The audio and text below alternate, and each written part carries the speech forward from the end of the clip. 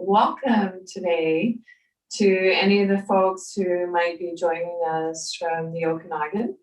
I have the privilege to be sharing this class with Connectra's Okanagan virtual road tour. And so, yeah, that is amazing and is such a fun idea. And so I'd also like to share with you that Derek, our host, will be posting a link in the chat with information about the other classes, programs that are available this coming week with the tour. So I know there's a lot of amazing stuff going on, and I hope that you can participate. And so, as always, I'd like to invite you to begin your yoga practice by finding a comfortable seat. And I'm just going to move in and see if I can place myself on gallery so I can see who's live in the class.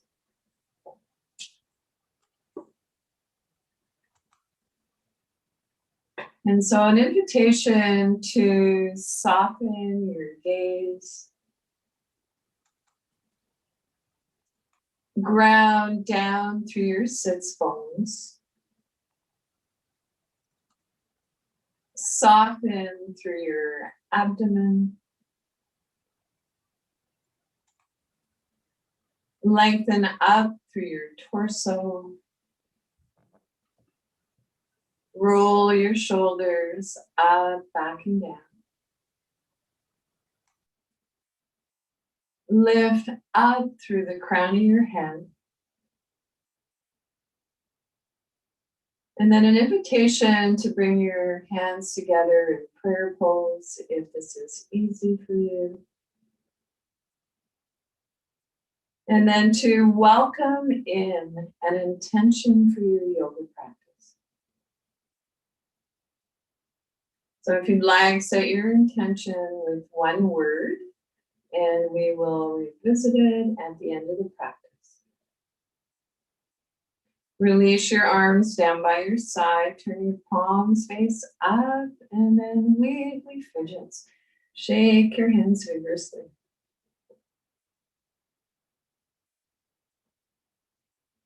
If anything I share with you today does not feel comfortable, if it doesn't feel right, come back to your breathing.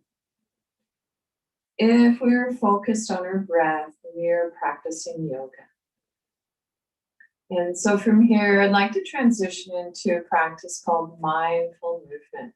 So not mindful, however, mindful. And so when you're ready, reach your arm up to the sky. Only reaching up as high as feels comfortable for you. And then slowly float your arm down. Gentle movement, reaching up to the sky. And slowly float your arm down. Let's explore adding a gentle breath to the movement on inhale, reaching up, full length of your inhale. On exhale, float your arm down, the full length of your exhale. It's as if on our inhale, there's a beginning, a middle, and an end point. On exhale, a beginning, a middle, and an end. Release both arms down by your side.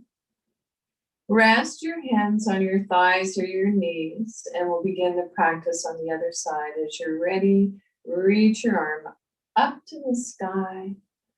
Maybe turning your gaze up if that doesn't create tension in your neck, and then slowly float your arm down. Gentle movement, reaching up to the sky. Slowly float your arm down. So I like to think of these gentle movements as a moving meditation. On inhale, reach up, full length of your inhale. On exhale, float your arm down the full length of your exhale. Release both arms down by your side, and this time, if you'd like, and it's available to you, reach both arms up to the sky. Take a look between your palms. If it doesn't create tension in your neck, then return your gaze on the horizon. Fold your fingers in, press into the palms of your hands. There is a marma point, a sensitive point in the palms of our hands, where you might feel comfortable placing your hands on the back of your head. So today I'm going to choose to place my hands on the back of my head. And together we can shout out, I am, I can, and I will. And with a sigh of relief, release your arms down by your side. Roll your shoulders up, back and down just a few times. Rest your hands on your thighs, palm up or down as desired.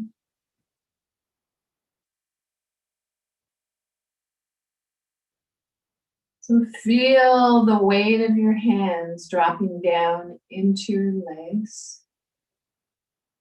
And let that give you a connection down to Mother Earth, down into the earth.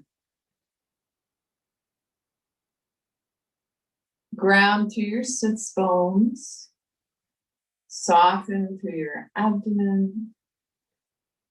Lengthen up through your torso. Shoulders up, back and down just a few times. Lift up through the crown of your head. And then when you're ready, an invitation to tuck your chin in slightly. And we'll transition into a gentle warm up for our neck and our shoulders. And so when you're ready, begin with simple neck rolls. So our Buddha belly is soft, breath is calm. See if you can resist the temptation to move your head to its full range of motion. And then move your head in the other direction.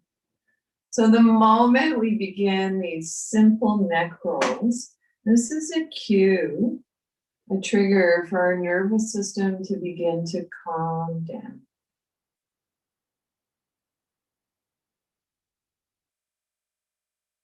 When you're ready, move your head up and down as if nodding yes.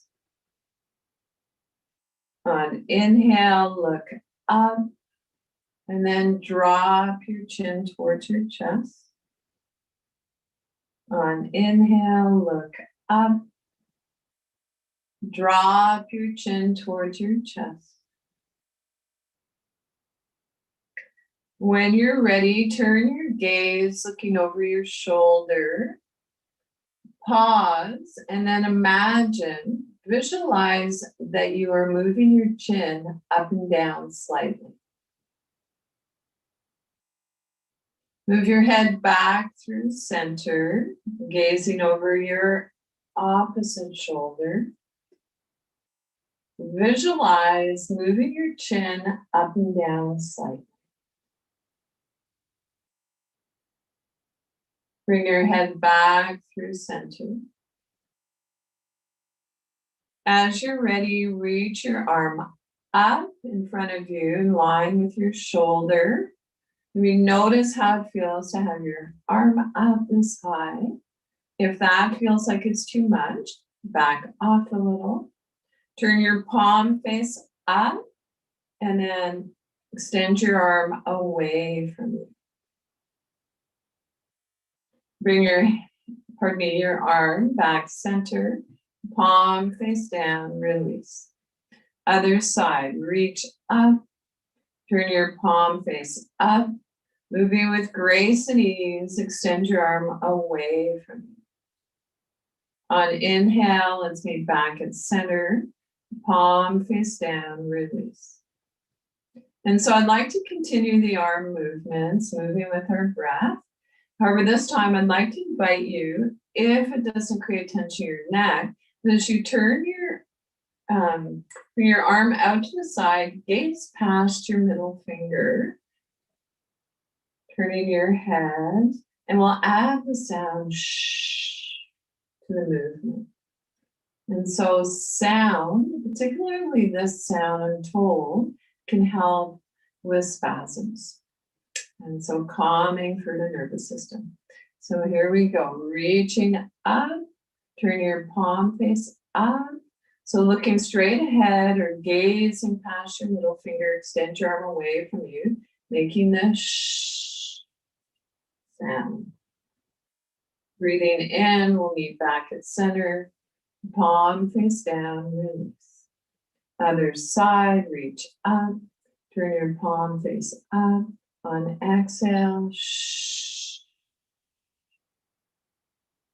Inhale, come on back, center, palm face down, release.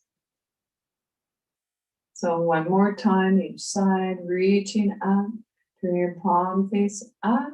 On exhale, shh. Inhale, meet back at center, palm face down, release. Other side, reaching up, moving with your breath. So on exhale, shh. Inhale, come on back, center, palm face down, release. Release both arms down by your side.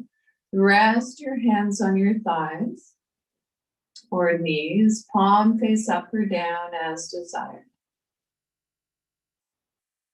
And notice how's your breath. Notice any subtle sensations. So let's roll our shoulders up, back and down just a few times. And then when you're ready, I'd like you to reach your hand across, bring it to your shoulder, or maybe up to the bottom of your ear, and then tap down to your shoulder. And then reach back and give yourself a pat on the back. And then when you're ready, tap down along your arm to your hand. And if the tapping feels a little too intense, just smoothly massage if you like. Turn your palm face up, tap back up. And then other side, reach across to your shoulder. Maybe you can reach up to the bottom of your ear and tap down to your shoulder. Reach back, give yourself a pat on the back, and then tap down along your arm. Turn your palm face up, tap up. When you're ready, bring your fingertips to the back of your neck. And if you happen to have a yoga buddy today that can do some of the practice with you, that can be awesome. So they could be doing a tapping as you're sitting there enjoying it. And then bring your fingertips up to the crown of your head and tap. And then out loud or silently, we could say, wake up, brain. Wake up, brain. And then fingers into your scalp and then shampoo your hair. So a little bit of Indian head massage. And then when you're ready, take your fingertips to your upper chest, the center. So there's a thymus gland that lives here. And so when we tap in this area, it can be calming for our nervous system. And then bring your hands down to your Buddha belly and massage your organs. You can even lean back in your chair a little bit for this piece if you'd like. So your liver, your stomach, and then hinging forward from the hips, maybe coming to your lower back, massaging. And if you can reach up a little higher where your kidneys and adrenal glands live. Send them some love. And then sitting up comfortably, sweep your hands forward. Inhale, let. Exhale, go. And now let's sweep down along our thighs, our knees, coming forward a little, reaching down wherever you can reach comfortably. Make sure you're stable in your chair. And then sweep back up. And one more time, sweeping along our thighs, our knees, down along our shins maybe, feet, and then sweep back up. Place your hands so they're just a few inches apart. Close your eyes softly if this feels comfortable for you, or soften your gaze and notice any subtle sensations.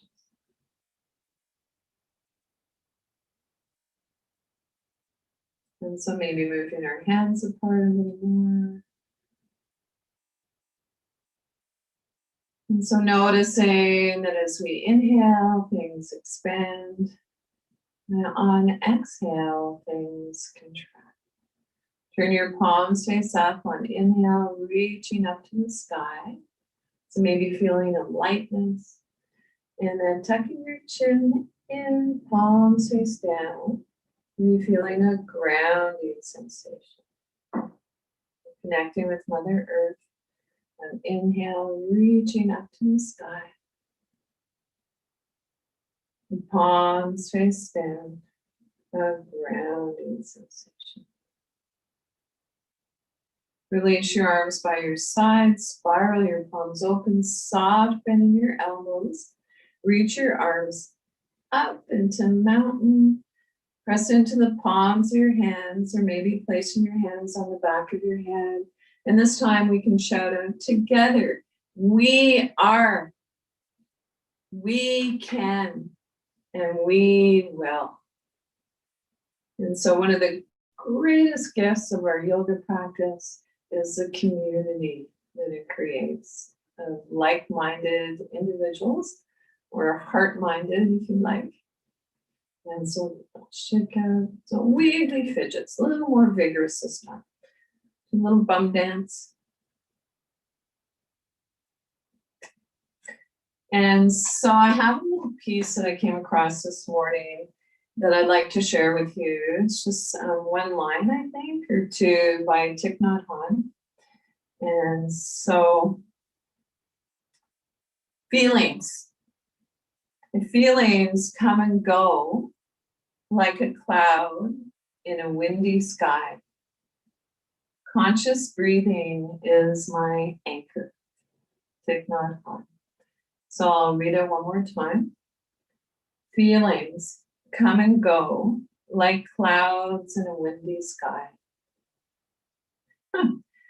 Conscious breathing is my anchor. Thich Nhat Hanh. And so my little bunny rabbit just nudged me, wanting some attention. So EB is the real thing.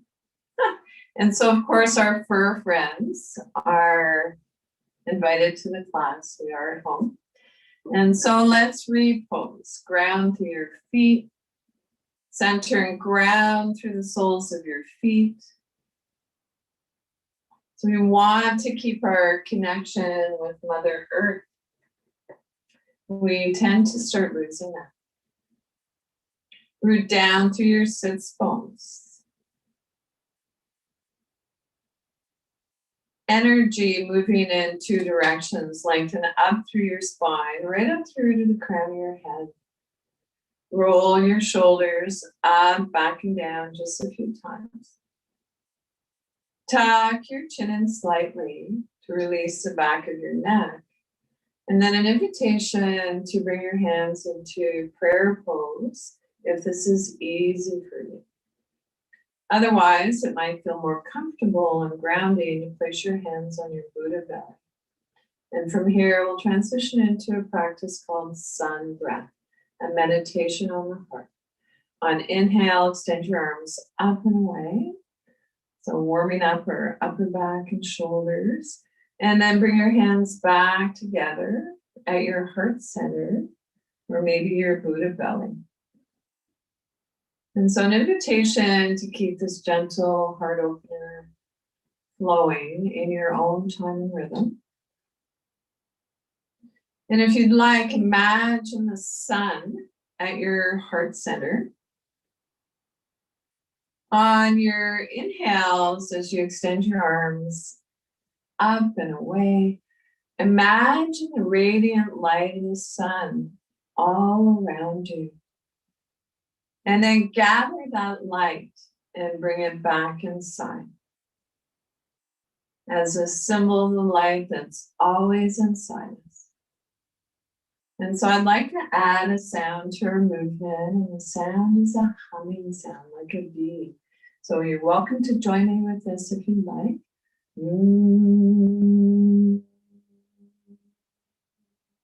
Hi, inhale.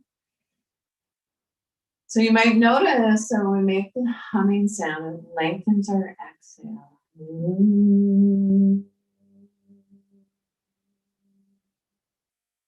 This time, spread your fingers wide. On your exhale, make soft fists.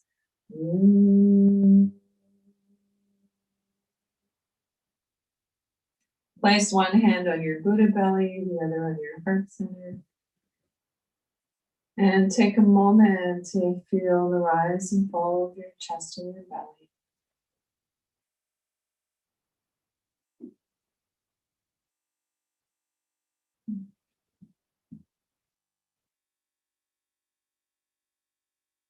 And so remembering your intention for your practice. And so at this time, I'd like to invite you to walk your hips forward in the chair, come forward about 2/3 of the way, if that is available to you. If you're needing the back of the chair for support today, honor that. And so we'll just roll our shoulders up, back and down a few times. When you're ready, reach your hands in front of you, palms face up, and then take your hands to your shoulders, and then stretch your palms. Hands to our shoulders, stretch your palms. And now let's alternate from side to side. So anytime we alternate our movements, this is good for our brain health, particularly our memory. Release your arms by your sides, spiral your palms open, take your fingertips to your shoulders, and then imagine you're drawing circles on the screen in front of you. And see if you can create a little Buddha smile, a little half smile. So when we smile, it releases saliva. So we want a nice juicy mouth and juicy body. And then reverse the direction. Take a pause anytime you'd like. And then slowly release your arms down. Rest your hands on your lap and let your breath settle.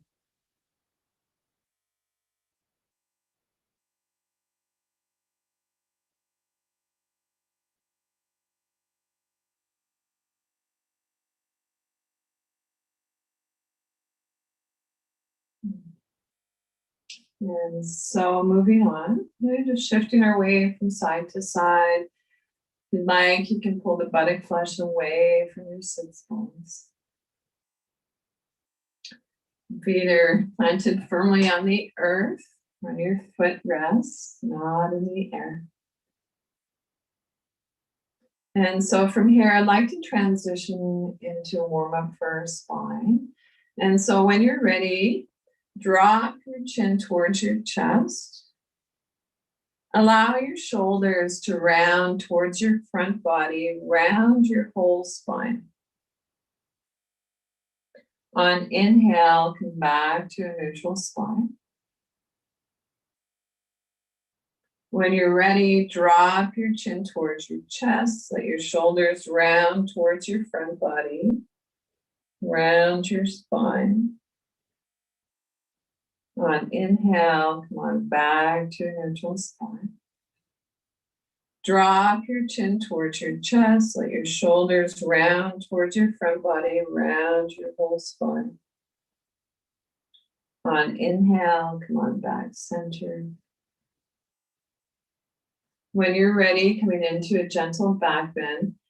On an inhale, draw your hands in towards your hip creases. As you do, begin to turn your gaze up towards the sky. Be careful not to throw your head back. You'll know your head's back too far if it's difficult to swallow. So it might be accessible for you to bring your hands behind your back, interlacing your fingers.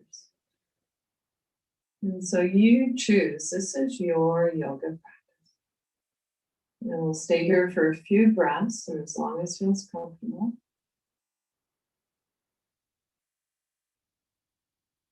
And then release. Relax your arms down by your side. Rest your hands on your thighs, so Buddha belly is soft, breath is quiet.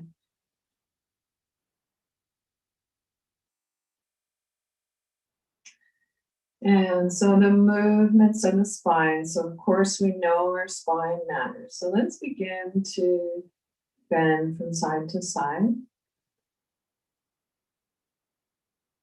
It can be interesting to close our eyes as we practice some of these movements.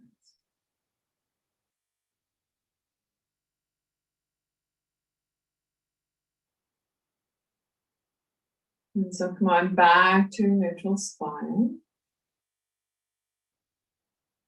Inhale through your nose unless you're congested. On your exhale, see if you can draw your sits bones towards each other. And release. Did you feel subtle shifts? You might have felt a little lift in your chest. And it's so subtle that it might only be apparent to you. And then when you're ready, bend your arms low in front of you, keeping your gaze straight ahead. Twist from side to side. So you might notice that saliva begins to pool. So that's a good indication that our nervous system is becoming more balanced. So moving away from that fight or flight to a more balanced place. You'd like to challenge yourself a little more, you can bend your elbows, fingers reach to the sky, head and neck in line with your spine. Inhale to one side, exhale to the other.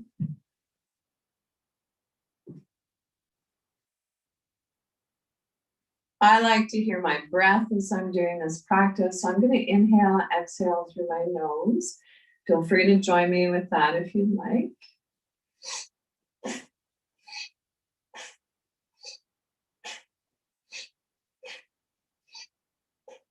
Slowly come back to your neutral spine, float your arms down, and feel your work. How's your breath? Notice any subtle sensations. So I felt heat. Tuning in. Notice how you feel. So I'd like to invite you in your yoga practice to make it more about how you feel. What are you feeling as opposed to, some anatomical position or thinking. Notice, how do you feel? And so not about what we look like in our yoga practice. The diagnostic tool is, how do I feel? And so let's carry on with a practice I like to call finding our balance. And so if we're actually going to be doing a lot of movements, And so if you need something if balance is a challenge for you, make sure that you have whatever device you need to keep you stable in your chair. So it might be a lap belt, a chest strap, whatever works for you. And so let's begin by reposing. So you might want to place your knees in line with your ankles, feet about hip distance apart. So 2 fists between our knees can be a little cute. Feet parallel. And notice if this placement of your feet works for you. If it does, lovely. If not, place your feet in whatever way feels comfortable for you. And then we'll place our hands in our hip creases. So nice long spine, front body is soft. And then hinging from the hips, rock forward. Tuck your chin in slightly to release the back of your neck. And then rock back up. So in your own time and rhythm, keeping this gentle rocking movement flowing. And so noticing that sometimes when we come into a forward fold, our chin wants to jut forward. If your chin is jutting forward, tuck it in slightly.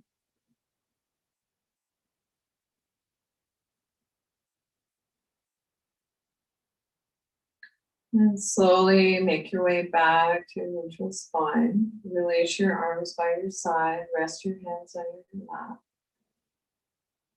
The Buddha belly is soft. Breath is quiet.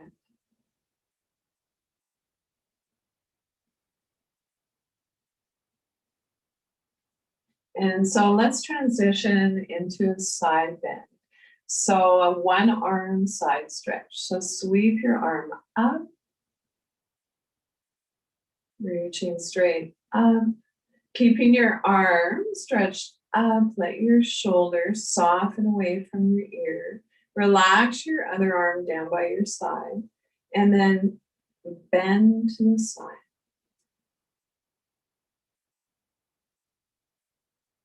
Take a breath here, inhale, exhale.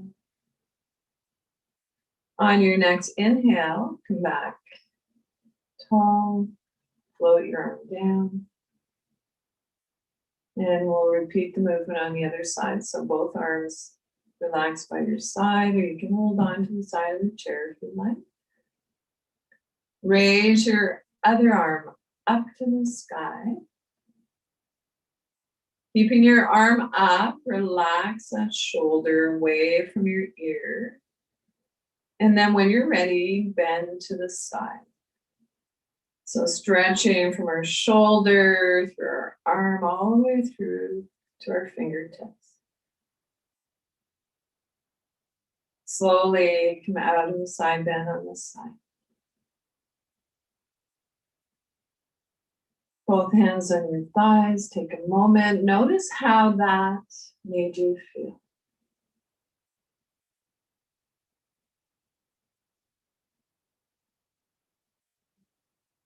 So let's come into a seated twist. So if it's available to you and you would like, bring your feet out so that your knees are wider than outer hip bone distance, if that is possible. It's okay to have your toes turned out. Make sure that your knees aren't rotated inwards or out. So if you have a bolster, something that you can place between your knees to keep them from rotating inwards, that can be a lovely yoga tool. And so sitting up tall, take your right hand, place it on the outside of your right knee or thigh. Left hand comes beside you on the chair or behind you. And so you'll notice we're already into the twist at this point. And so just a gentle reminder that going too far into the twist is contraindicated if you have osteoarthritis, osteopenia. So not going any further than this. And so you know who you are, and I'm trusting that you will take care.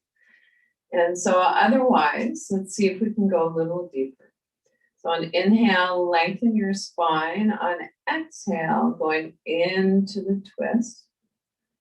Our head turns left.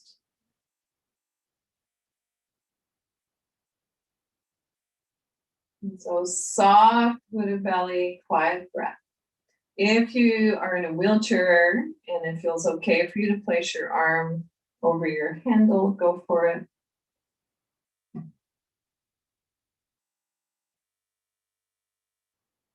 Slowly unwind. And take a moment, we'll come into the pose on the other side. Reach your left hand over to the outside of your knee or thigh.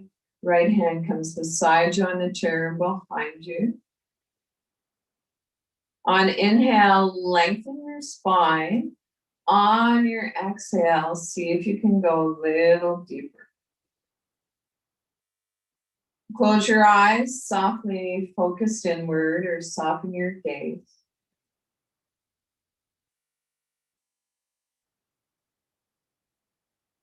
See if you can resist the temptation to move your head to its full range of motion.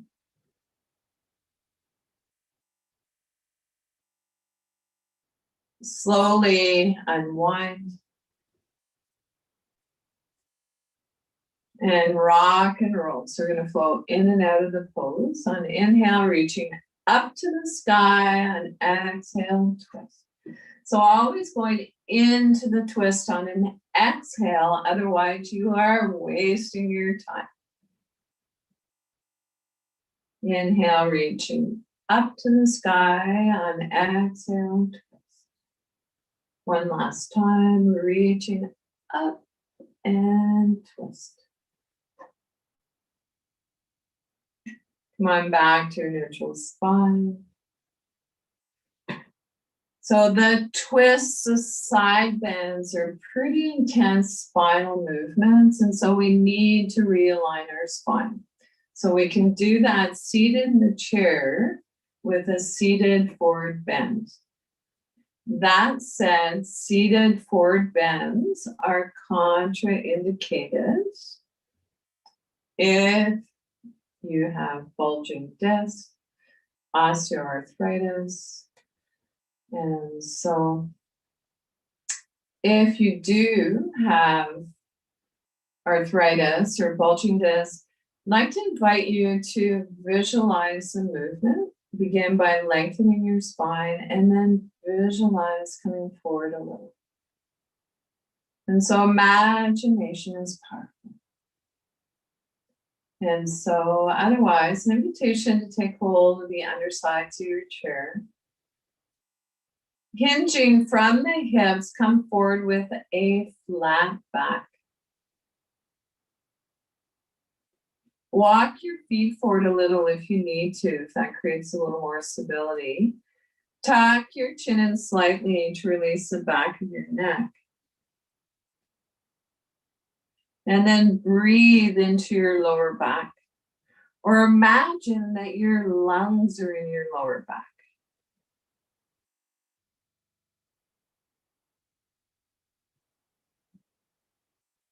Notice how you feel in the pose. So forward folds can be calming for our nervous system.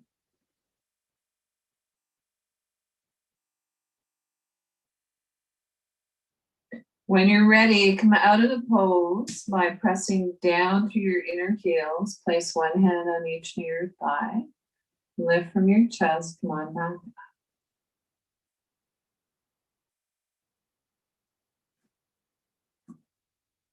And so I'd like to share a practice with you called sun salutation. And then we'll transition into a breathing exercise and your final relaxation. So sun salutations are heating and strengthening. And so as always, make sure your feet are placed evenly on the floor, your footrest, sits bones are sharp on the chair. Our spine is long, front body is soft. Shoulders up, back and down just a few times. Tuck your chin in slightly to release the back of your neck. And then an invitation to bring your hands into prayer pose. Whatever position works for you with your hands. So if prayer pose makes you lose your balance, choose another placement for your hands. So we never forfeit balance to come into a pose or a movement. So as you're ready, release your arms down by your side. Turn your palms face up. On inhale, reach your arms up into mountain pose. So maybe it feels comfortable to have your arms up around your ears. Maybe it feels better to have your arms in gold pose. And whatever your pose is, take your hands together in prayer down through to the heart. So bow your head to your heart. This creates a little nerve flossing for your neck. Release your arms down by your sides. Spiral your palms open. On inhale, reach your arms up into gold pose or maybe up higher. Take a look between your palms. If it doesn't create tension in your neck, then return your gaze on the horizon. Maybe our hands come together in prayer down through the heart. Release your arms down by your side. Turn your palms face up, soft bending your elbows, reaching up into mountain pose. Maybe our hands come together in prayer down through to the heart. When you're ready, release your hands, take hold of the sides of the chair for stability. Hinging from the hips, come into a forward fold. Press down through your inner heels, place one hand on each knee or thigh, lift from the chest. Come on back up. Bring your hands together in prayer. Release your arms by your side, turn your palms face up. Inhale, mountain pose. Hands come together in prayer down through the heart. Gently twist to the side. Come on back center, gently twist to the other side. On inhale, come on back center. Release your arms by your side, turn your palms face up. Inhale, mountain pose. Hands come together in prayer down through the heart. On exhale, hinging from the hips, rock forward. Take hold of the sides of your chair for stability. And when you're ready, place one hand on each knee or thigh. Lift the top of your sternum, gazing up. So cobra. Round your shoulders, draw your navel in towards your spine, chin in. And then come back to neutral spine, place your hands in prayer. Release your arms by your side. Reach up into mountain pose. So linking your breath with your movements, hands down through prayer. Turn your torso towards your left knee and then float your hands over your knee. Arms by your side, reach up into mountain. Hands come together in prayer down through your left foot. Turn your torso towards your right knee. Float your hands over your knee. Release your arms by your sides. Spiral your palms open. Inhale. Palms come together down through the left foot. This time, if you like, and it's available to you, maybe visualizing movement, leaning back in your chair a little, hug your left knee in towards your chest and belly. Knee to chest pose. And release. Hands come together in prayer. Arms by your side. Turn your palms face up. Inhale into mountain. Hands come together in prayer down through the heart. So visualizing the movement. If you like, hug your right knee in towards your chest and belly. Place your hands behind your thigh, knee to chest, and release. Bring your hands together in prayer. Place one hand on your Buddha belly, the other on your heart center. And take a rest.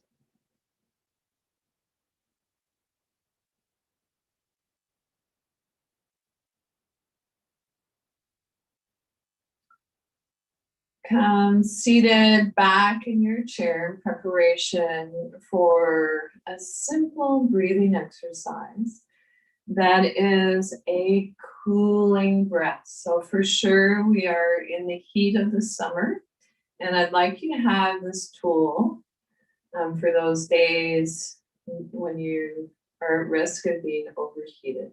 And so this is a very safe practice. And so it's the breathing exercise is a classical breathing exercise. And it's called Care Aide or Seale breath, cooling breath, depending on how we do it. And so the way it's done is, of course, making sure you're sitting comfortably, effortlessly upright. Tuck your chin in slightly, that will help with the breathing. Rest your hands on your thighs, palm up or down as desired. And so for the cooling breath, the inhale is done through a rolled tongue.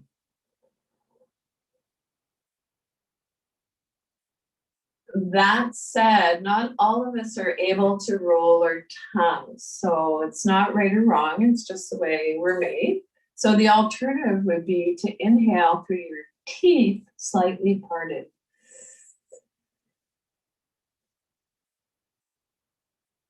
Third option would be to purse your lips and imagine maybe inhaling through a straw. And then it's just a nice slow exhale. So let's begin. Wherever you are in your breath cycle, take a nice deep inhale through your nose unless you're congested. Exhale slowly, and we'll begin with Seale. Inhale through a rolled tongue or through your teeth slightly parted.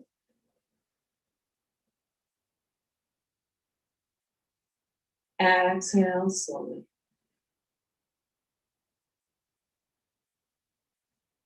And so I'm going to take my scarf off. It's pretty warm in here today. So inhale. Exhale slowly. So if my cueing with the breathing doesn't work for you, do it in your own time and rhythm if you like. Inhale. Exhale.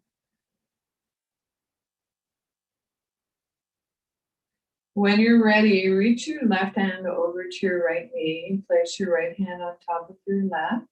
Turn your torso in that direction, so towards the left, and we'll continue to practice. Inhale through rolled tongue, teeth slightly parted. Exhale slowly. Inhale.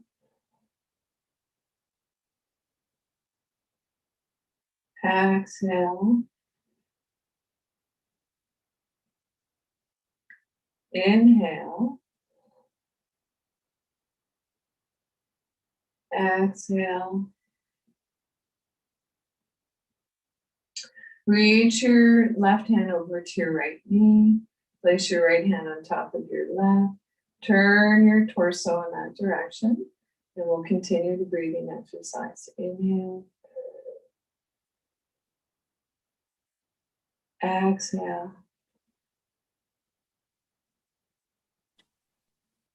Inhale. Exhale. And bring your hands back centered, so come back to a neutral spine. And so we'll continue Seale. And so inhale through a rolled tongue or through your teeth slightly parted.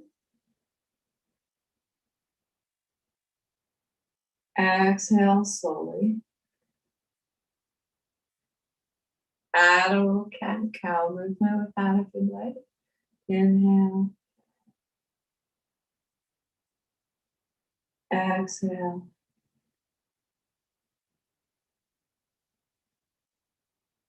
Inhale. Exhale. And then let your breath come back to its natural rhythm.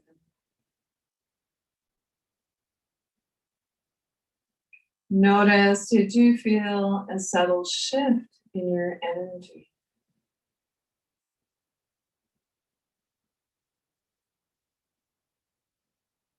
And so when we practice conscious breathing, in a way, this is a bridge between our body and our mind. Come seated comfortably back in your chair in preparation for your final relaxation. And so get what you need to set yourself up comfortably. So you might like a yoga mat along your spine, maybe a bit of weight on your thighs can be help create a grounding sensation, can help with fatigue. And so roll your shoulders up, back and down just a few times. So we're not scrunching our shoulder blades together, but allowing our shoulders to soften away from our ears. Rest your hands on your thighs, palm up or down as desired.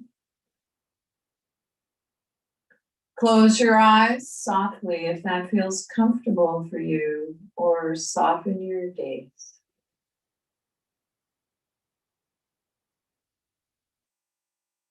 Soft Buddha belly, the area between our navel and our pubic bone.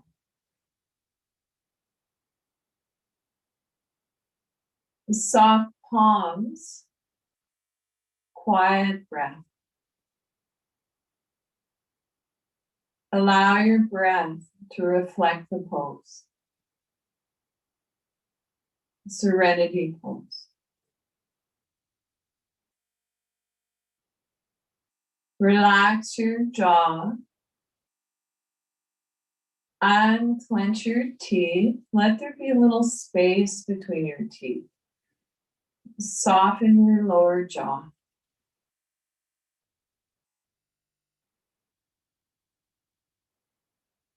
Soften around your temples. Soften the area between your eyebrows. Wide forehead. Silently, if you'd like, on inhale, saying let. On exhale, go. Inhale, let. Exhale, go.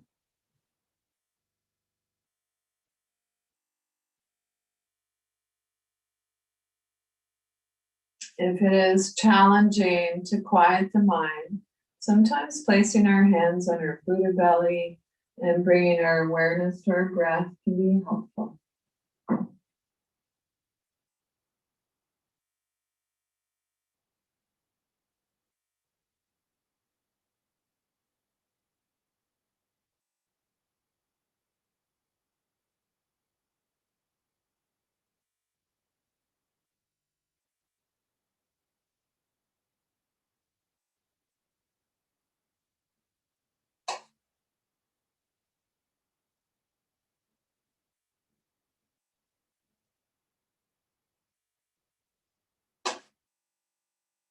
Without changing anything, bring your awareness back to your breath. Thank your body. Thank your body again. Our bodies are the best home our mind will ever have. And now see if you can begin to deepen your inhale, lengthen your exhale. Wiggle your fingers and toes, hands and feet, waking up. Rub the tips of your fingers with your thumbs if you'd like. And come on, seated comfortably to finish up your yoga practice.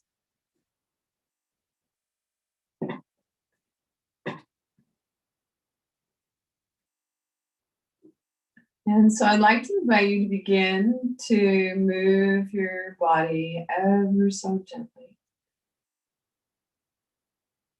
And so move so gently that if I was to look at you, I might not even notice that you're moving.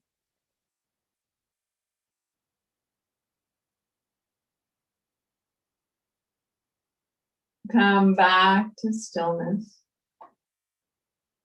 Bring the intention that you said at the beginning of the class back to mind. And then let it go. Bring your hands together in prayer pose if you like. Lift your heart to your hands, bow your head to your heart. Take a moment to honor yourself and each other for showing up for yoga practice today. And so the teacher me honors and appreciates the teacher in each of you. Thank you to Derek, our host, the ConnecTogether folks, the Disability Foundation for giving us this opportunity to spend some time together. And so thank you. Notice how you feel before and after your yoga practice. Questions or feedback, always love to hear from you.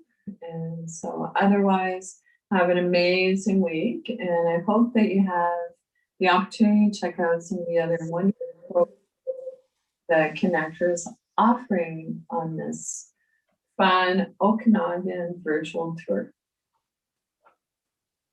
And so I'm going to move in just a little closer so that I can see y'all. Anyway, it was pretty cool. Here, it was like him and his piano the whole time. It wasn't some big flashy show. It was just all of his great music. It was cool. That's cool. Mm-hmm. Sorry, almost good to go here. No worries.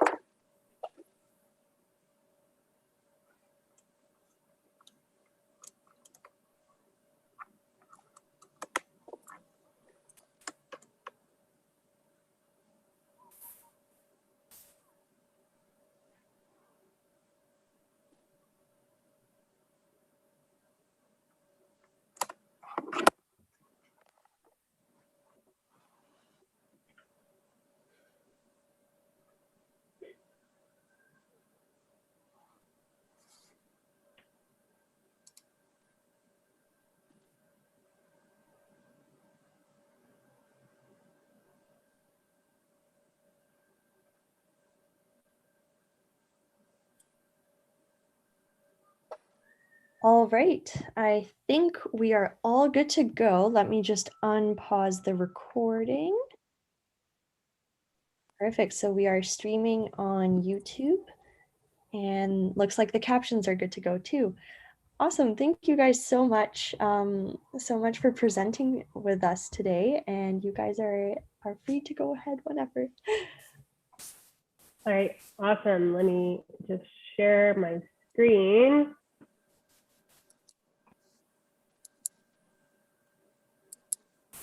We can see it? Okay. Yep. Awesome. Marnie, did you want to do the intro? Sure. So good afternoon, everybody. Thanks for having us today. I'd like to introduce Anna from BC Wheelchair Sports. Nadine and I are from BC Wheelchair Basketball Society, and we're going to talk to you a little bit today about some parasport options. And we first like to recognize that we are coming to you from the unceded territories of the Musqueam, Tsleil-Waututh, and Squamish nations, and we appreciate and respect that we work and live here.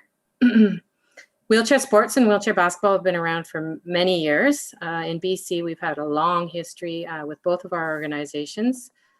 And we offer a variety of parasport programming, right from grassroots to high performance in a variety of sports. So today we're going to talk about wheelchair basketball, and Anna's and her staff at Wheelchair Sports offer wheelchair rugby, wheelchair tennis, and athletics, which includes wheelchair racing and seated throws.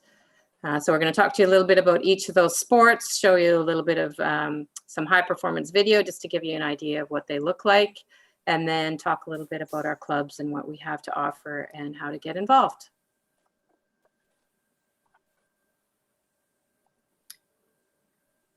So we have a variety of different programming. Like I mentioned today, we'll be talking about most of those programs.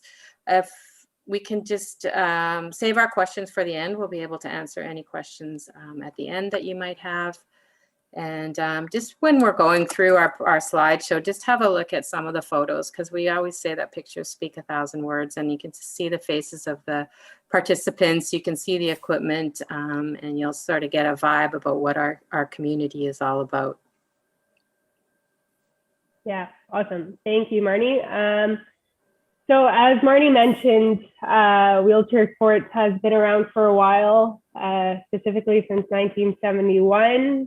Back in the day, we were conjoined together, wheelchair sports and wheelchair basketball, and operated under one umbrella. And soon after, BC Wheelchair Basketball grew immensely and became their own society. So as Marnie mentioned, there are two of our organizations. So BC Wheelchair Sports administers wheelchair tennis, wheelchair rugby, and wheelchair athletics, track and field. And BC Wheelchair Basketball administers wheelchair basketball and their Let's Play programming, which we'll touch on in a little bit. And we're both provincial sporting organizations. So the province is our playground, and we try to integrate our sports into as many communities as we can to get more participants and communities active.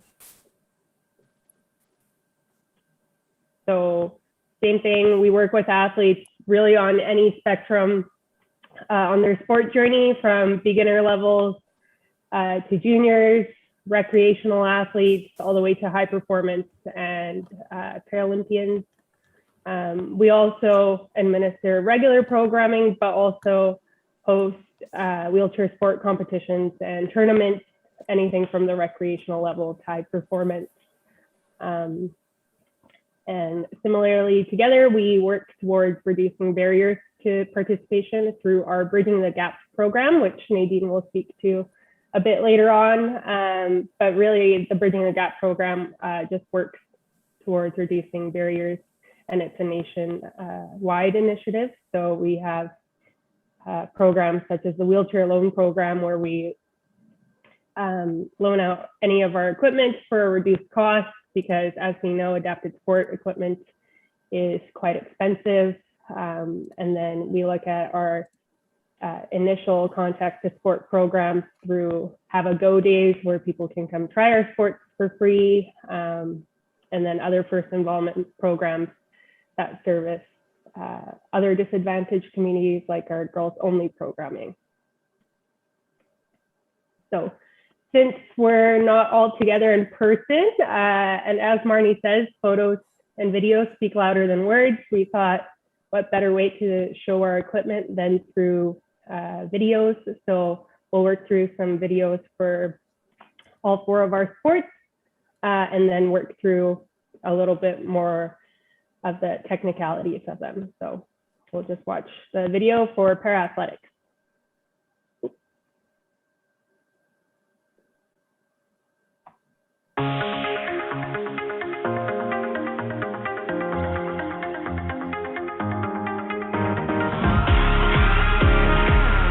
Faster, higher, further. Athletics. Run. Jump. Throw. Para-athletics was one of 8 sports included in the first Paralympic Games in 1960. It is divided into 168 separate events, the most for any sport at the Paralympic Games. Some athletes use a competitive wheelchair called a racer. Some have prosthetic arms or legs. Other vision-impaired athletes run with a guide runner. A variety of athletes with different impairments make for exciting events. Fair races under conditions that are as equal as possible are maintained for athletes with disabilities ranging from vision and intellectual impairments to paralysis and limb deficiency through a classification system. Classifications start with T for track and jumping events, or F for throwing field events. Following the prefix is a double 2 number. The first indicates the type of impairment, where the second differentiates the classes within that impairment group. TF 11 to 13 is for vision impairment. Athletes classified with lower numbers use guides. TF 20, intellectual impairment. Athletes in the 30s classes have brain-related coordination impairments, such as cerebral palsy. T33 to 34 compete in wheelchair racing, and F31 to 34 in seated throws. The higher numbers compete standing. TF40 to 41 is for short stature. TF45 to 47 is for athletes with arm impairment.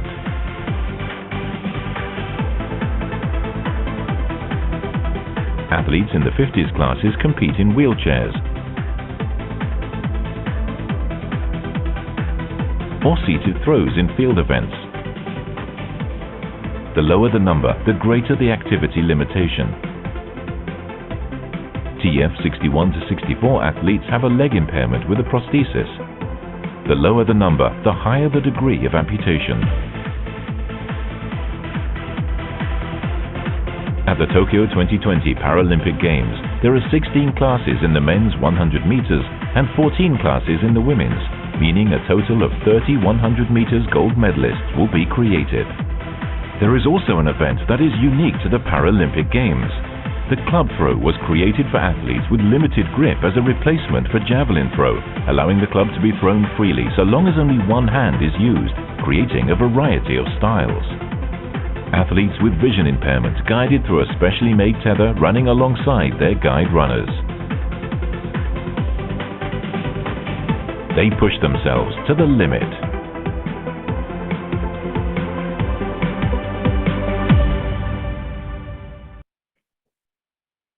All right, so in that video, we saw quite a variety of different sports and different events. So specifically for what we facilitate was the seated throws and the wheelchair racing portion of the videos you saw there.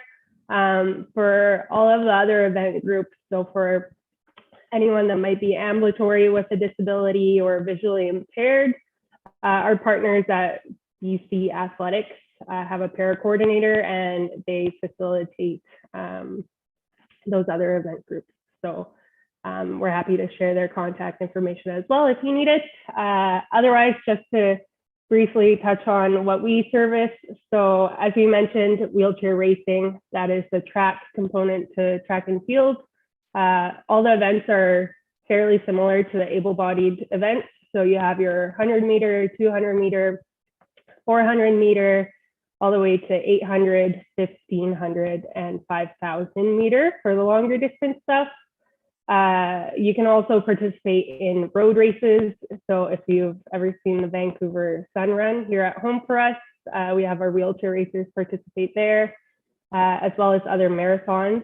So such as the Boston Marathon and London Marathon. We've had some athletes attend those.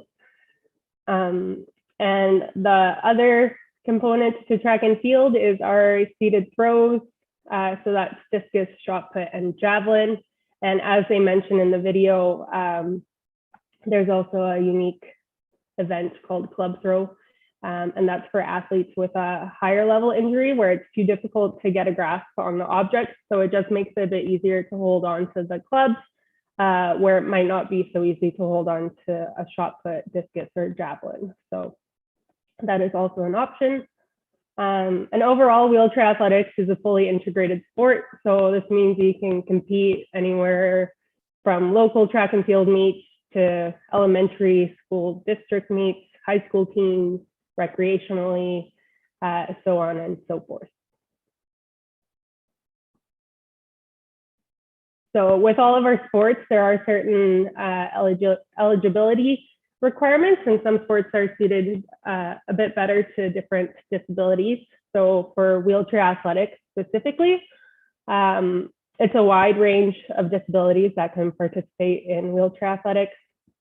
So we typically see a lot of spinal cord injuries, individuals with amputations or cerebral palsy, as well as sometimes acquired brain injuries. And so that one starred on the screen there because there needs to be some kind of physical presentation alongside the acquired brain injury for you to be eligible for wheelchair athletics, as it is mandated for physical disabilities or impairments. So really almost any type of physical disability has a spot in wheelchair athletics, and same with any age. So our younger kids to juniors all the way to adults, and programming can be found throughout the province. And up next is wheelchair tennis.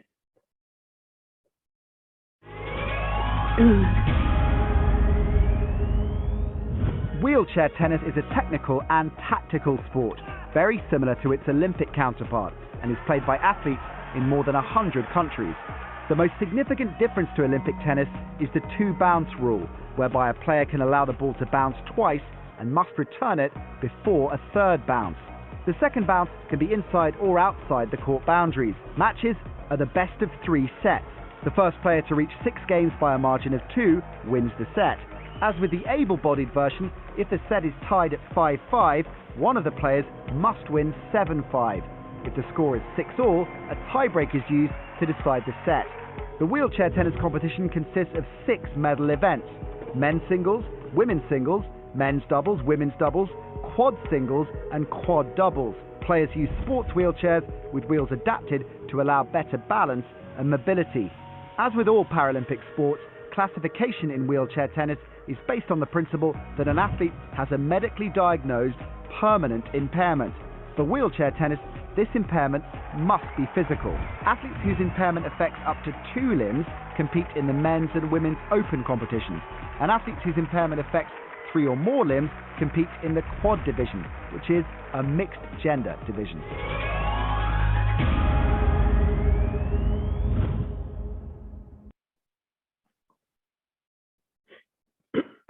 All right, so to break down the video a bit more, like they mentioned, you can play in both singles and doubles with the divisions of an open division, men's, women's, and junior draws, as well as a quad division. And so the great thing about wheelchair tennis, like they mentioned, is that it follows nearly the same rules as able-bodied tennis, with the only exception and difference being that in wheelchair tennis, you can have the ball bounce twice before it is hit. So if you need that extra bounce, you can have it. Otherwise, you can also hit it on the first bounce as well. Also, wheelchair tennis, it's really easy to modify to play with any able-bodied individuals as well through what's called up and down. So myself and my friend that uses sports chair, we can play against someone else that's standing and someone else that uses a sports chair as well. So fully integrated in that sense. And then as well, you can compete on school teams, in club leagues, recreationally, in local tournaments, and all of the above. And then just to touch on who can play, as they mentioned in the video, it's anyone with a medically diagnosed permanent mobility-related physical disability. And this must result in substantial loss of function in one or both lower extremities. So for the open division, that means loss of function in one or both legs. So you do not need to have impaired upper body function. So this might be a spinal cord injury, that's a bit lower level of an injury. Any joint fusions or hip, knee replacements or amputations of any part of the leg, you qualify for the open division. And for the quad division, it's a bit different. So loss of movement in one or both of their legs along with one or both of their arms. So that's more of a spinal cord injury that's a bit higher, or maybe arm amputations, any arm myopathy or muscular dystrophy, as long as both your leg and arm are affected. And similarly to the rest of our sports, there's programming available in most parts of the regions in BC. So last but not least, for wheelchair sports, you have wheelchair rugby.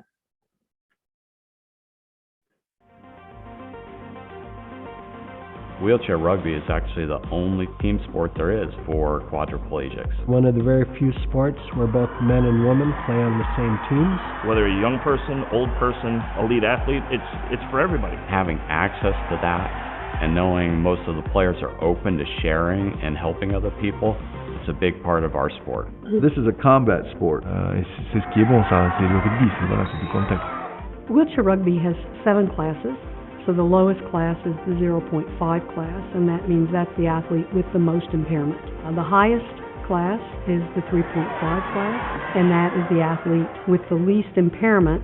It's a team of 12 players, but at any given time there are only 4 players on the court. A team of 4 athletes on the court can't exceed 8 points. If you have a woman on the court, you can run 8.5 points. High-level players, they are fast, they can wheel, they can pass the ball. The low point is the more severely disabled.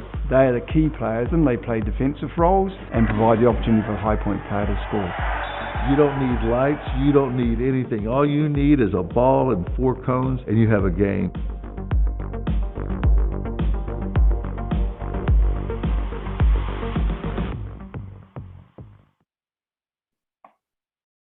Okay, so if you've heard of murder ball before, you've heard of wheelchair rugby. This has been around since 1976 and had a name change to wheelchair rugby, as it's a bit friendlier than murder ball, but nevertheless a great sport. So as you saw in the video, it's high intensity and full contact. So it's a unique sport that combines the elements of basketball, handball, and hockey. So it's a mix of those sports. It's played on a basketball court with the full objective of fully crossing the opponent's goal line for a point. And it's played in over 40 countries today and under development in several more. So definitely a growing sport. And so who can play? So wheelchair rugby was originally created for people with quadriplegia, both men and women. So this means at least some loss of function in 3 limbs. So that's the minimum. So that's typically seen in spinal cord injuries. Otherwise, you can also have 4 limbs affected and play wheelchair rugby. And we see a lot of individuals with cerebral palsy play wheelchair rugby. Also, if you have 4 amputations, so maybe both your legs, both your arms, and sometimes other neurological disorders qualify as well. So a little bit of a range there. And we've seen other disabilities as well. So polio and other progressive diseases such as muscular dystrophy or multiple sclerosis. We've seen variety there as well, and programming, same thing, available for juniors and adults in most regions today. So those are the 3 of our sports. So the next video will showcase wheelchair basketball, and then I'll turn it over to Nadine.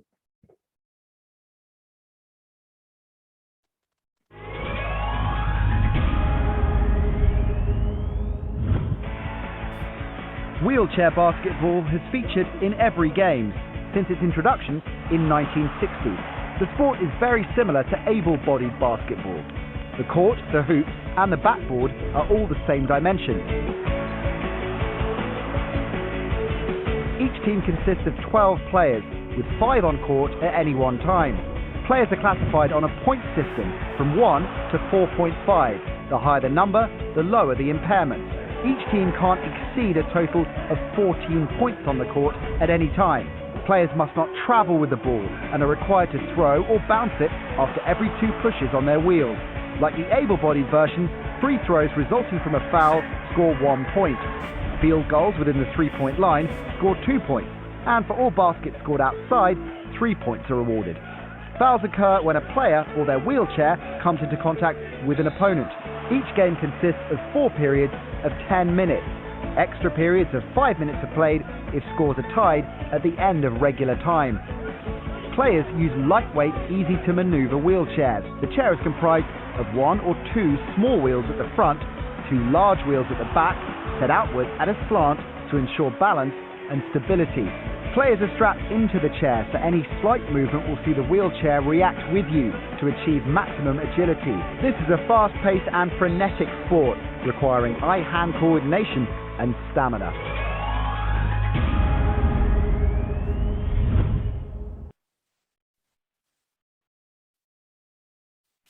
Yes, so that was wheelchair basketball.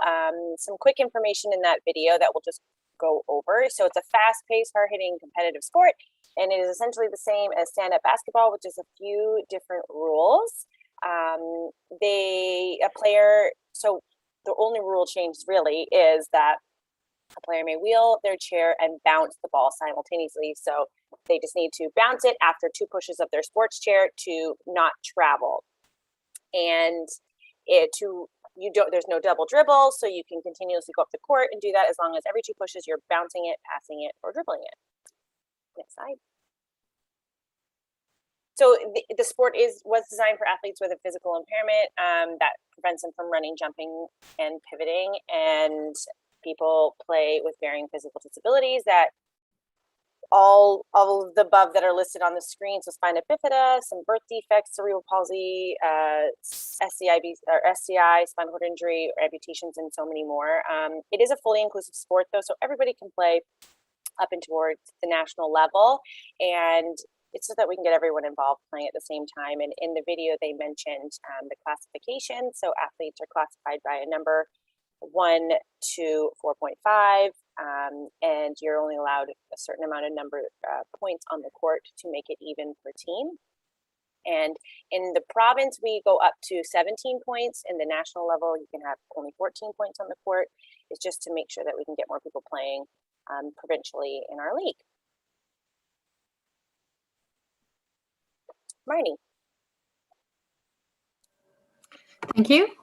So the Let's Play program is a program that BC Wheelchair Basketball Society sort of identified about 10 years ago. We realized there was a gap in our system and we weren't addressing the needs of some of the younger kids. And we would have kids that come to our clubs or to our programs who are 12 or 13 and never tried wheelchair sports. They didn't know how to catch or throw. They didn't have any skills in terms of wheeling.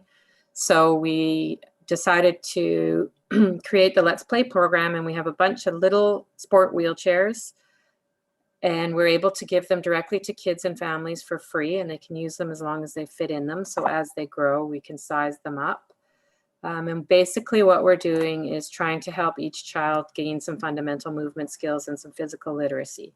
So we want them to have confidence and skills to be able to participate in sport programs or in PE at school, or even just to play outside with their peers at recess or lunchtime.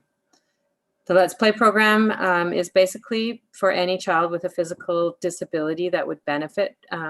We do have a specific demographic we sort of target, and kids do need to be able to actually push a chair and have some hand function and cognitively be able to understand instructions and play within a group. But really, those are the only parameters.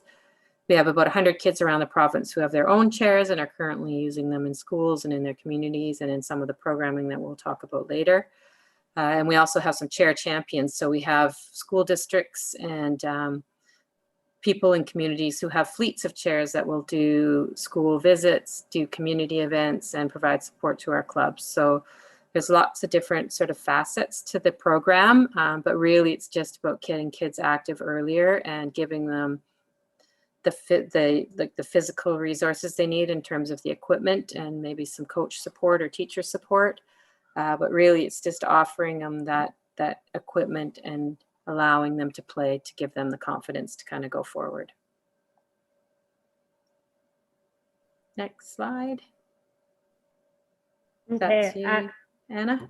Yeah. So now we're going to talk a little bit about why sports.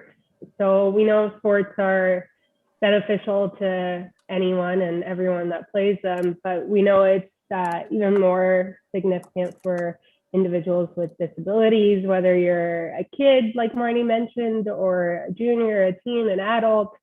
Everyone can really benefit from sports. So we're briefly just going to touch on some of those. So obviously there's the physical benefits. So participating in sports, it might help you with your fine and gross motor skills, your coordination and flexibility, definitely, body weight, increased bone mass. Certainly being active helps with your cardiovascular function, and increasing muscle strength and endurance, and range of motion. And then sometimes other benefits that are forgotten about are the cognitive, emotional, and social benefits.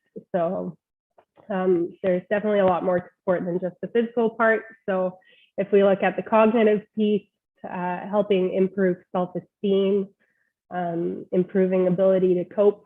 So we see this a lot when we work within the rehab centers, where we run our weekly sports program. Wheelchair sports becomes that facet for individuals to kind of learn their new abilities and just to really work through the journey of the rehab process. So there's that piece, increasing resiliency, increasing energy, improving confidence is a big one, and pride and physical accomplishments. Emotionally, definitely helps reduce stress, improve concentration, helping you sleep at night, improving leadership, building skills. So we definitely focus a lot of that with our juniors and through our sport camps, where we have different leaders leading the juniors through their sports activities, as well as increasing sense of belonging. And that's a big piece and kind of ties into the community aspect, which we have a really great community out there within wheelchair sports and parasports in general. So that kind of leads into the social benefits. So fostering friendships and making those new connections with other people of similar abilities. Developing athletic identity, that's a big one, especially for individuals that may have participated in sports prior to injury, and then they're not sure if they can play sports afterwards, but certainly there's something out there for them. So developing that new athletic identity, fostering independence, developing self-efficacy, decreasing feelings of isolation, encompassing teamwork is a big one, and that sense of community. So yeah, again, there's just so much more to sport than just the physical pieces, and we certainly encourage anyone to at least try wheelchair sports once. So so to the counterpoint of that, there's also barriers to sport participation. So why are people not getting involved? And sometimes it's the physical barriers. So we know accessible facilities are sometimes hard to find. So we work a lot with different facilities to reduce physical accessible barriers. Cost of adapted equipment is certainly a barrier. And just for reference, a typical sports chair typically costs about $3,000, $3,500. So reducing those costs. Need for physical assistance. So maybe you need support transferring into your sports chair, and that might be a barrier to you in sport. Transportation, availability of programs, and financial constraints. So those are some of the physical barriers we see in sport and try to reduce. And then there's also the intellectual and emotional barriers as well that might not be as evident to people. So the first point there, awareness of opportunities. And sometimes that's just that people don't know what's available to them. Maybe they don't use a wheelchair on a day-to-day basis, so they think they're not eligible for wheelchair sports, whereas anyone can participate in wheelchair sports. The wheelchair is just another piece of equipment for us, just like you need runners to go around the track, you need your racing chair to go around the track. So knowing what's out there for you, maybe it's lack of experience, lack of support, self-identification. Maybe you're not a wheelchair user and you don't want to identify as using a wheelchair in sports. So we see that a lot as well, but we've also seen people overcome that and benefit a lot through sport by participating. So there's that piece. Fear of injury. So certainly if you just acquired an injury, maybe it's fear of injuring yourself even further. So you don't participate in sports, or perceptions of family and others. Maybe what are other people going to think if I'm participating in wheelchair sports or doing these kinds of things? So those are just some of the barriers to sports. And Nadine will talk about our Bridging the Gap program, which works towards reducing those barriers.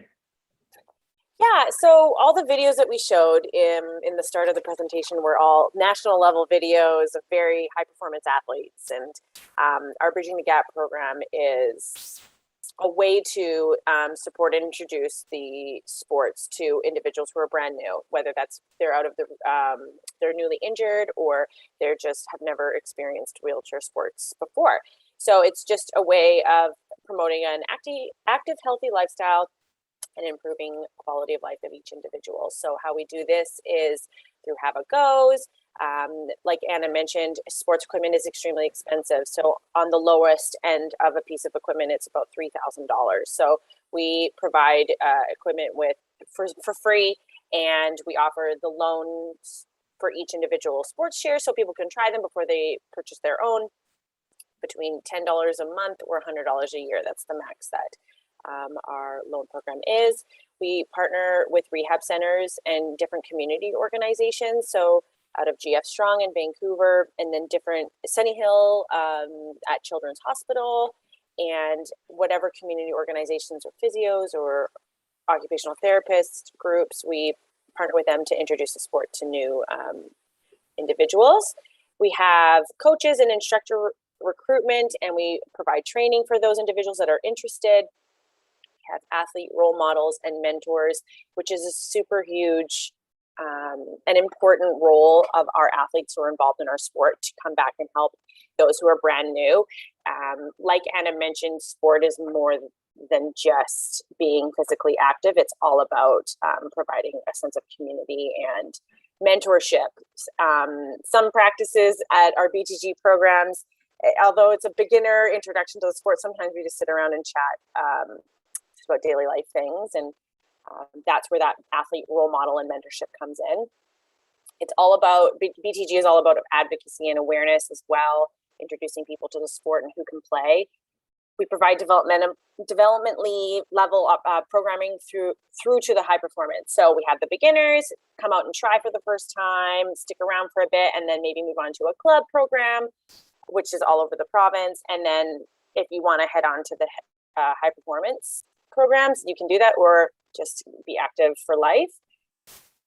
And yeah, enhancing facility accessibility. So that's where we can help different organizations or community groups with their facility and making sure it's accessible to all, or just programming in general is accessible to all. And then with BC Wheelchair Sports Association, and then with a little bit of wheelchair basketball, there's an Indigenous Bridging the Gap program.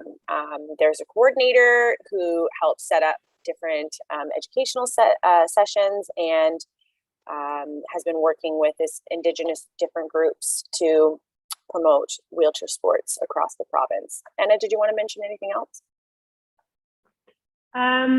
No, I think that's it. I guess just with the Indigenous Bridging the Gap program, that came into play about 2 years ago.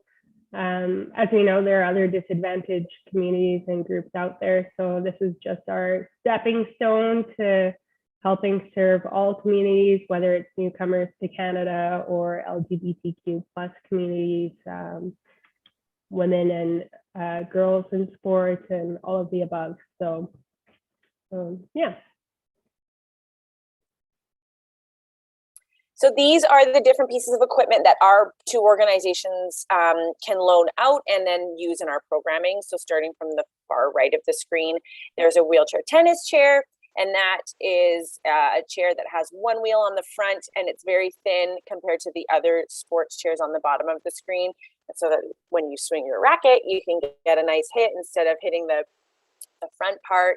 The middle chair in the bottom is a rugby chair. That is a offensive rugby chair. There's two different chairs in rugby, but this is just one option. You can see that it's a little bit heavy duty compared to the other sports chairs because it's meant to hit and not break when it hits other chairs, or so when there's contact made. Then the far right chair is a chair that can be used for a lot of different things, but specifically wheelchair basketball. It's used. There's a front bumper on the bottom of the front chair to protect your toes in case there's any contact. All these wheels are cambered. I think it was mentioned in a couple of videos, but that's just to help stability when moving around the court and turning, so it doesn't tip. All these sports chairs have fifth wheels on the back, on the bottom row, the sports chairs, so that if you lean back in your chair, you're not flipping backwards, or if you're going to catch a ball above your head, you're not going to flip backwards. I'm sure Marty can make some comments about this, from the sports chairs evolution from when you first started playing to now. They did not have wheels on the back to protect you from flipping backwards and many other things. And then the top chair is a athletics chair, so wheelchair racer. That's meant to go super fast around a track. And the wheels, there is a push rim in the middle of the chair. On a typical sports chair, you would grip the wheels and push forward. On this athletics chair, wheelchair racer, you wear gloves to protect your fingers because they move at such a high speed. You punch the wheel with the glove, so you're not intertwining your fingers into the spokes and probably really damaging them. But so there's ways to be safe and be active all at the same time, and each sport has the right proper equipment. If used properly, everyone can be successful. If either of you want to add anything else. Yeah, sure. I'll just add a quick note to that. Nadine's right. I actually have a disability myself, and I was injured in 1983. So I've been around wheelchair sports for over 30 years and have really seen how far technology has helped advance the sports. Like, it's really changed the level of play.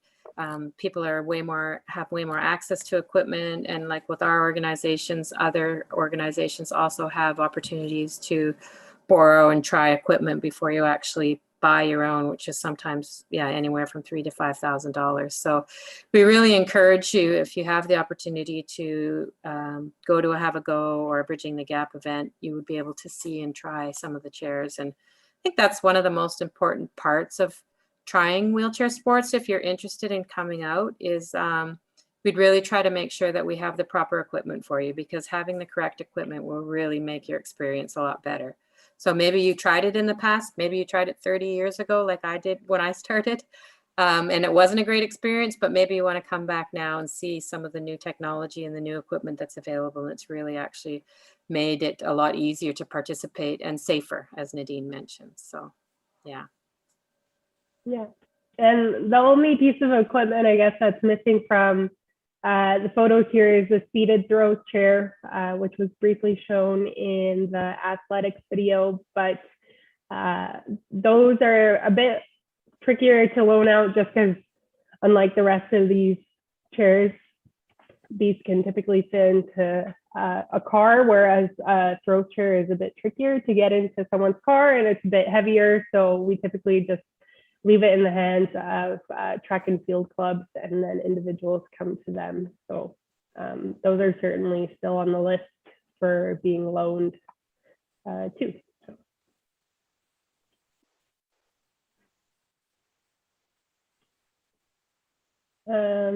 Marty?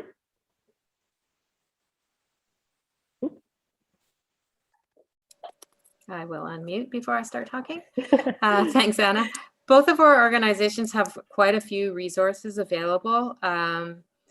You can see some of the stuff listed here, different manuals for the different sports in terms of coaching, and also at different levels. So we have some really introductory type stuff with the Let's Play program for all of the sports, and more of a generic sort of physical literacy, fundamental movement skill development type programming, right up to high performance manuals and coaching courses and other resources in all of the different sports that we offer. There's a variety of really great videos that are out, and documentaries right now.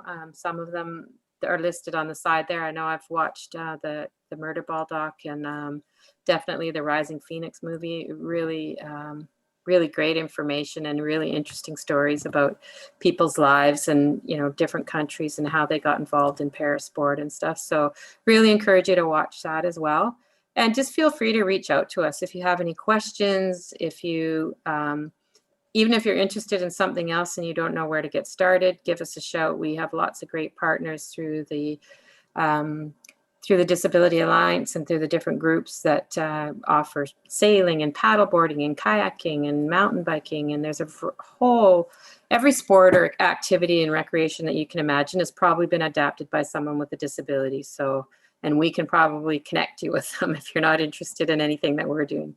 But also we have clubs around the province. Some of them are multi-sport clubs, so you would be able to try different sports in some of the clubs. Some of them are specific to basketball or rugby, and some of the tennis programs are specific to. Just depends on what area of the province you're in. So please reach out to us, and we'll help you get connected and to get active.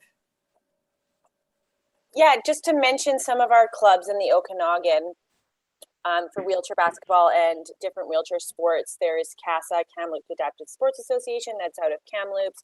There's the Kelowna Thunder, which is a wheelchair basketball group out of Kelowna. And then multiple different organizations in sports. There's the Accessible Okanagan that's out of the Okanagan. And like Marnie says, we can connect people to those individual groups if needed. And I put in the chat the Reinventing the Wheel documentary that was done this past year or two. Filmed, it followed a group of the Kelowna, Kamloops, Vernon, wheelchair rugby, and different wheelchair sports athletes. And it's a great representation of who is in our community and who, it's just like a journey of someone with a spinal cord injury as well. So it's really cool. Yeah. So I think lastly, now that we're slowly transitioning back to sport with all of our return to sport protocols and the province opening up a bit more, we'll definitely be working on developing our regions a bit more and starting some new programming in different areas. So if you think there's currently nothing going on where you are, contact us, let us know. There might be something right now, or there might be something in the works. And certainly we can always get a chair to wherever you are. So yeah, thank you all. I don't know if you have time for questions, or if there are any questions, we're happy to take them. Perfect. Thank you so much, Anna, Marnie, and Nadine. That was awesome. Always such a pleasure to hear all about your program and the amazing work that you guys do. And I did have a quick question, if that was okay. And my question is regarding potential volunteer opportunities. And I was wondering what those might look like, and maybe like Okanagan specific information as well. That would be perfect. Yeah, so I can kind of start on the volunteer piece. Let me just go back to slide here. So for wheelchair athletics, as you can see kind of in that top right photo, the athletes are strapped into their throws chair, and the throws chair is strapped into the ground so that it doesn't move. So you can imagine it would be hard for an athlete to retrieve their own implements, or otherwise strapping out of your chair and going into your day chair to get your implements is exhausting on its own. So we rely heavily on volunteers for our athletics programming. We're very grateful to have them, and likely our programs wouldn't be as successful as they are without them. So athletics is always searching for volunteers. I can definitely tell you that. And then for wheelchair tennis, we run a wheelchair tennis tournament in Kamloops every year. So we usually have some volunteers come out to that and just help facilitate the tournament. We weren't able to run that event last year or this year as well. So hopefully we'll be back in action next year. But yeah, similarly to that, I think there's spots for volunteers in all our sports. We'll never say no to a helping hand, whether it's helping bring out equipment or set people up in their chairs or just help make the game fun. So yeah, if there's anyone that's interested in just helping out, certainly you can contact myself or Nadine or Marnie, and we can get you set up. I don't know, Nadine, Marnie, if you have anything else to add for volunteers.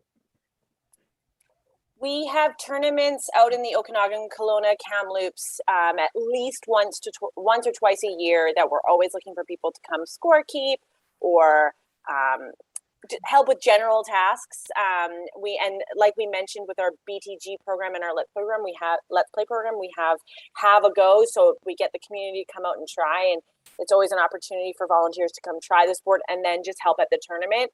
And if you are basketball savvy, cool. If not, we can teach you. It's super easy, and it's sure it's competitive league, but it's a relaxing.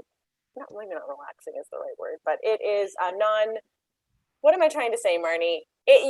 Everyone's welcome to come out and participate, just with a little bit of training. Recreational. Yeah. Recreational. Yeah. For fun. For fun, and we don't need experts to come out and help, is what I was trying to say.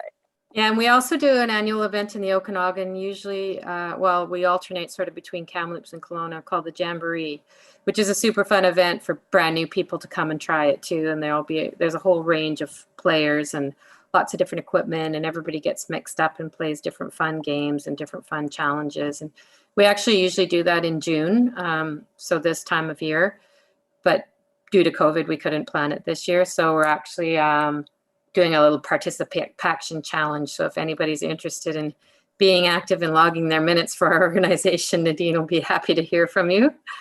7 days left. It's the end of the month. Yeah, so definitely the opportunities throughout the year for the different sports as well, depending on what's going on with event support and stuff like that. Perfect. And just keep an eye on our different websites. So we have a calendar that's always updated with our events, and that's all across the province. And Wheelchair Sports is the same with our Facebook and Instagram. So take a look online and then get in touch with us. What I just wanted to add one more thing before we wrap things up is that we're super excited because the 2020 Tokyo Games are actually taking place in 2021, and we have several BC athletes participating in those games. So hopefully you'll follow the Paralympics and cheer on some of our Canadian athletes, because I know we sure will be. So yeah, we want to wish them all the best of luck, and hopefully we can give them some great support from here as well. That's amazing to hear. Oh my goodness. Wow. And when I'm trying to remember when it's August 24th to September. September. Yeah, August 24th to September 5th is the Paralympics. So just 2 weeks after the Olympics. Perfect. Wow, that's so cool. And thank you so much for dropping the link to the reinventing the wheel movie, and to all of your websites. I'll be sure to forward that on so that we can include it in the recording once it's posted, for anyone that's watching afterwards, or anyone that was keeping up with the YouTube live stream and wanted to learn more. That's awesome. Right, let me just double check that there aren't any questions on the live stream itself before we wrap up. And I think we're good to go. Awesome. I will just stop the recording.